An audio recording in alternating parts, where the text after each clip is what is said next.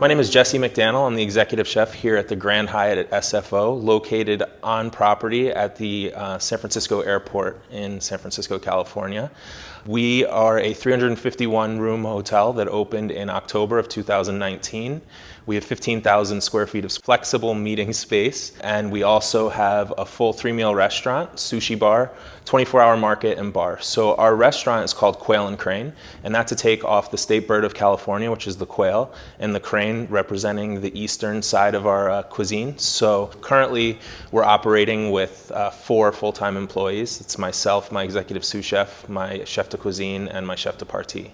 I tell all of my sous chefs as they're navigating their career that, in my opinion, in the hospitality industry, your ability to adjust is going to be what makes or breaks you. It's what's going to make you successful. That being said, I never thought that this adjustment would be made. This adjustment has been incredibly big and incredibly fast. So sous chefs that go from buying, $130 a pound A5 Wagyu to figuring out what pizza sauce they want to use in the market, it can be difficult to keep them engaged. But our commitment to each other was that we were going to find the best pizza sauce, and that's, we kind of joke about it, but it is kind of our adage right now is that, whatever we're going to do, we're going to be the best at. So if that means that we're making Cobb salads and putting it in to-go boxes, it better be the best Cobb salad in the to-go box in the area. When you go, honestly, from operating a luxury hotel that's brand new with some of the best food and beverage in the company to operating just a 24-hour market and an employee dining room, it can be frustrating. But the important thing is to keep your head up and keep pushing. And again, do the best you can with what you have. So if all you're doing is making to-go salads for a market, make sure you put pride and love into that, just like you would in your restaurant or in your event space, and keep things interesting for you and your staff. Staying open certainly helped because we had to figure out ways to do it. But it wasn't necessarily a gift of time. I think it was, as I said, a mad struggle in trying to figure out ways to make it work and trying to keep everybody safe. It's a lot of those challenges that happen on a daily basis that answers had to be found. So instead of having more time to think about that, like properties that might be closed, we had to think on our toes every single day and make adjustments. And that went for F&B as well. Trying to figure out what people want. What do they feel comfortable with? Does it have to be completely wrapped, or how do you sell it even so that people don't feel like, oh, I don't know if I want to even touch that? To make sure that the barriers work. If you're standing behind a front desk barrier with a plexiglass shield and a mask on and you're talking to a guest that might not be fluent in English, that's a very tough thing to do. We were fortunate to get a group called USAP. So it's basically a group that goes to Antarctica, and they spend 6 months a year out in Antarctica doing field testing and doing different types of research. They'll come to the hotel and they'll essentially create a bubble in our event space. We had someone here welcoming, and then for breakfast there was 2 hot items and then cold items, and it was all contactless. So they just take whatever they want, and then at the end of the line someone wrote down their room number, and that was it. So they were individually portioned? Everything individually portioned, PCs, just grab and go. So you could fit 80 people at these tables during normal, and this was their 12th top. The thing about us being open during this time that's been super helpful is we've been able to navigate some things that some of these hotels that aren't open yet have no idea that they're even coming up against. I think that for me, a lot of my colleagues that have been furloughed this whole time think that they're just going to come back and it's going to be business as normal. They have no idea that this is going on. So literally, myself and Casper and our banquet manager came in, set the whole thing up, and as they walked in, we left, and that was it. But it's also hospitality. That had to hurt to set up a VIP dinner and drop it in a bag and walk out. Well, you know what we do. Yeah. I mean, you've seen. It's not that. Yeah. And so, yeah, it's incredibly trying times. Something that was really interesting during this time is that I've spent much more time with different colleagues outside of my area than I typically would. So in a hotel of this size with the type of operation, my main focus typically is on the culinary division and the front of the house food and beverage division. But during this time, I've spent time at the front desk. I've spent time with housekeepers, going to morning stretches. Just I think the biggest blessing during this time was having that opportunity to make those connections with those employees that typically you would just smile and wave to in the hallway, and that would be it. Hi, I'm Thomas Horner, Complex Executive Chef at the Westin in W Bellevue up here in the Pacific Northwest outside of Seattle, Washington.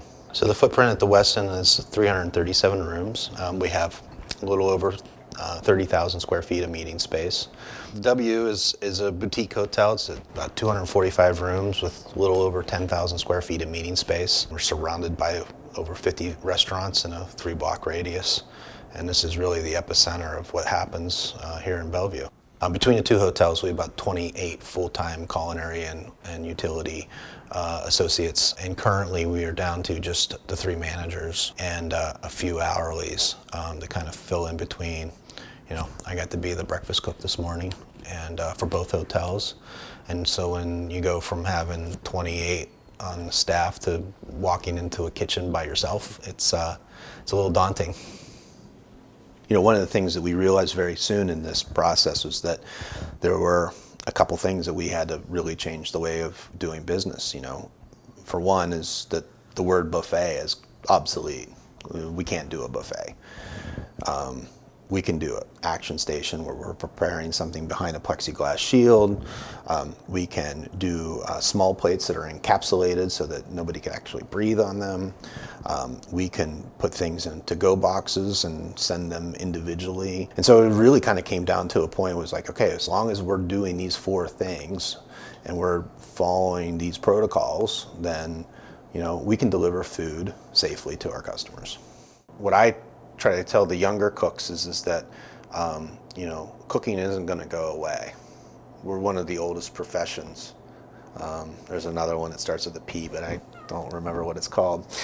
But being that we're one of the oldest professions, you know, people need to eat and they'll continue to need to eat. And I think at some point, and I've already heard this enough, that people are sick of cooking their own food. And I think so that gives us an opportunity to really rebound in the future. We can put out food that's safe. And so as long as we continue to focus on that and putting out good food, the people will come back. I'm Jim Goodman. I'm the executive chef at the Silvercloud Hotel at the Stadiums here in Seattle, Washington. Silvercloud is very small. It's a 10-property company. We are a 211-room hotel. So small on the grand scale of things. And I run Jimmy's On First, which is our 3-meal-a-day restaurant. I had a total staff of 17 to 19, depending on the day and whatnot. So that's kind of our normal. Currently, we're down to 3 people on the line, me being one of those. But when it really first hit and we started scaling back, the biggest thing was just, well, how can we minimize waste? Just completely redoing our menu, because we weren't having the volume and the turnover that we were. So things that we would go through, calamari, we would every other day we're doing pounds and pounds of fried calamari, and now it's like, well, we're selling 1 or 2 orders in a couple days, so we have to, all of our systems that were in place for this high volume go just didn't make sense anymore. It's kind of nice being in a new frontier, and if you make a decision and it doesn't work, it's not like, oh, chef doesn't know what he's doing. He's like, all right, we tried it didn't work, let's try something else. Nothing's off the table. It's like if you think something's going to work and draw in more guests and make people feel comfortable here, make them have somewhat of a sense of normalcy, let's try it. And it's not, if it doesn't work, like you're not doing your job or this or that. It's like, all right, next thing, let's move on and let's keep trying new things. My name is Mark Ching. I'm the executive chef of the Loews Kansas City Convention Center Hotel here in Kansas City, Missouri. Originally, pre-pandemic times, we were built to the scale of an 800-room property. So that meant a 175-seat lobby bar, a 300-seat restaurant, a coffee bar grab and go that was built to handle huge volume, and the 64,000 square feet of meeting space in the hotel as well. So 2 separate kitchens on 2 separate floors, each dedicated to their areas, huge staff, everything that's commensurate with a building of this size. I think the key is letting go. I think you have to let go of what you knew to be true in the past, because in all honesty, none of that applies now. And the best thing that you can do, the best way that you can serve yourself and serve others and be an integral and effective part of this team is to take it as it comes, use all of your years of experience and your knowledge to apply the best possible solution to whatever scenario is presented to you. And partially, that's the new challenge. You know, us as professionals, we always speak of finding that next challenge. Well, the challenge has been thrust upon us, and this is what we do. One of the things that we've been very fortunate that we picked up is we picked up a room block, a long-term room block for the rest of the baseball season. So one day we had a pitcher and a catcher.